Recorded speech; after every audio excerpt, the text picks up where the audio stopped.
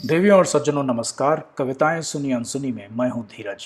भारत की भूमि पर पहलगाम में पर्यटकों की निर्ममता से हत्या करने वाले पड़ोसी देशावशेष के आतंकवादियों को, उनका संचालन करने वालों को और इन संचालकों के पीछे जो लोग खड़े हैं उनको दुनिया के किसी भी कोने में वे हों ढूंढकर समाप्त करने का संकल्प लिया है भारत के नेतृत्व ने, भारत के सैन्य बल ने और हम सभी ने। अभी कुछ काल पहले श्री परशुराम जयंती हुई और इस दिन राष्ट्रकवि श्री रामधारी सिंह दिनकर जी की कविता परशुराम की प्रतीक्षा पढ़ने का अवसर मिला। इस कविता की कुछ पंक्तियां आपको सुनाऊंगा। आज जो भारत में हो रहा है उसको आपके समक्ष लाऊंगा। पूरी कविता नहीं सुनाऊंगा, मात्र कुछ पंक्तियां। कुछ दुख और कष्ट की बात यह है कि आज भारत को 4 फ्रंट्स पे खतरा है। एक तरफ पाकिस्तान, एक तरफ बांग्लादेश और एक मोर्चा चीन और ऐसे देशों का जो कि आतंकवादियों का समर्थन करते हैं, और एक चौथा मोर्चा भारत के भीतर रहने वाले राष्ट्रद्रोहियों का। और ये थोड़े नहीं, बहुत सारे हैं। नेताओं से लेकर पत्रकारों तक, शैक्षिक संस्थानों में अध्यापक, छात्र, बहुत से लोग हैं। अपनी कविता परशुराम की प्रतीक्षा में रामधारी सिंह दिनकर जी कहते हैं कि ये गहन प्रश्न, ये प्रश्न कि भाई कौन है भारत के भीतर जो राष्ट्रद्रोही हैं, ये गहन प्रश्न कैसे रहस्य समझाएं। 10-20 अधिक हों तो हम नाम बताएं? अरे बहुत सारे हैं, पर कदम कदम पर यहां खड़ा पातक है, हर तरफ लगाए घात खड़ा घातक है। यहां भारत के प्रधानमंत्री कह रहे हैं कि मीडिया अटकलें ना लगाए, अपना कार्य करते रहिए, हमारा सैन्य बल, हमारा नेतृत्व अपना कार्य कर रहा है, जवाब हम दे रहे हैं। पर नहीं, लोगों को ऊट पटांग बातें करनी है, वो करने से बाज नहीं आ रहे हैं। कदम कदम पर यहां खड़ा पातक है, हर तरफ लगाए घात खड़ा घातक है।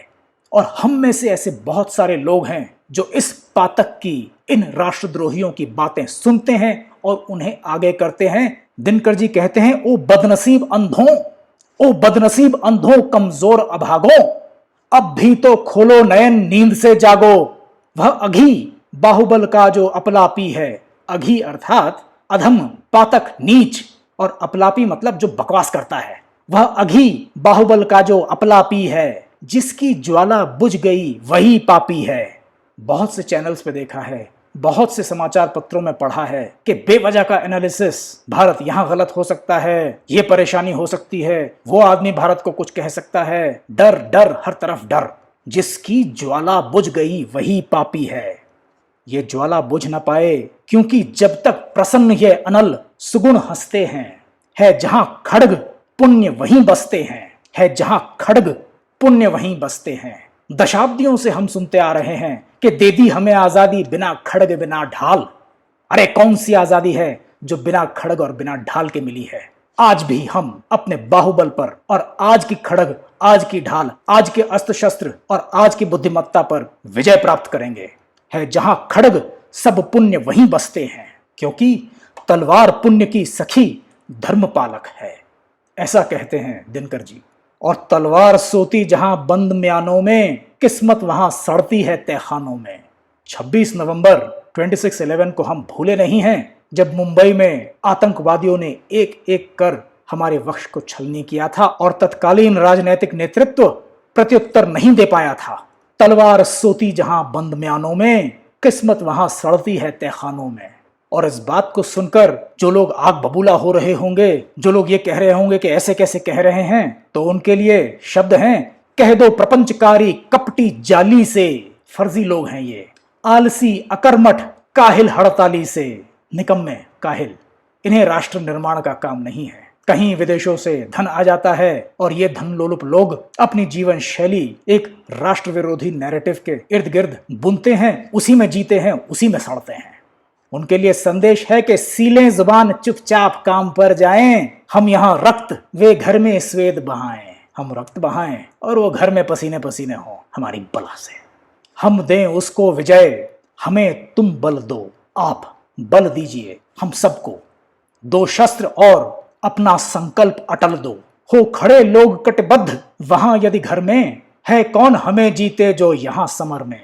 हम में से सब लोग लड़ाई के मैदान में नहीं जाते, कुछ लाइन ऑफ कंट्रोल पर लड़ते हैं, कुछ आगे बढ़ते हैं, कुछ उनके पीछे बहुत सारे कार्य करते हैं, कुछ देश का निर्माण करते हैं, कुछ लोग राष्ट्र को आगे चलाते हैं, कुछ पढ़ाते हैं, कुछ पढ़ते हैं। अपना कार्य करते रहिए निष्ठा के साथ। आपकी ये निष्ठा, आपका राष्ट्र प्रेम जो सीमाओं पर हैं, उनको बल देगा।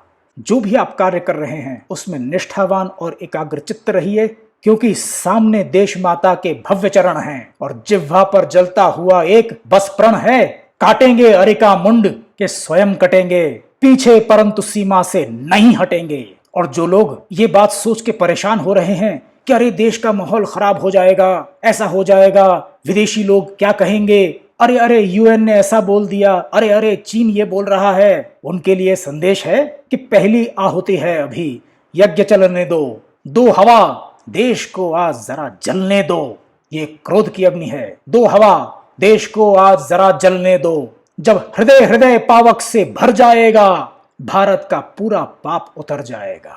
बहुत गहरी लाइन है। जब हृदय हृदय पावक से भर जाएगा, तभी यह संभव होगा कि भारत का पाप उतरेगा। नहीं तो जो पापी हमारे राष्ट्र के अंदर रह रहे हैं, खोखला कर रहे हैं, वो कैसे मिटेंगे? ये लोग दानव हैं, दैत्य हैं, जो कि सीमा रक्षण में बाधा उत्पन्न करते हैं। इलीगल इमिग्रेंट्स को दस्तावेज देते हैं ताकि वो उन्हें वोट दे सकें। बलिहारी है। पर ये लोग ये न समझें कि इन्हें लोग क्षमा करते रहेंगे। ये लोग हंसे नहीं, क्योंकि जो असुर सुर समझ हमें आज हंसते हैं, वंचक शृगाल भूंकते सांप डसते हैं। कल यही कृपा के लिए हाथ जोड़ेंगे, यही हमारे पड़ोसी देश और इनके जो नुमाइंदे भारत के अंदर भारतवासी बनकर कार्य कर रहे हैं, यही लोग कृपा के लिए हाथ जोड़ेंगे, भ्रकुट विलोक दृष्टता द्वंद छोड़ेंगे। तो प्रिय भारतवासियों, ध्यान रहे कि जातीय गर्व पर क्रूर प्रहार हुआ है, मां के किरीट पर ही ये वार हुआ है। किरीट अर्थात मुकुट, भारत का मुकुट कश्मीर, मां के किरीट पर ही ये वार हुआ है। अब जो सिर पर आ पड़े नहीं डरना है, जन्मे हैं तो दो बार नहीं मरना है।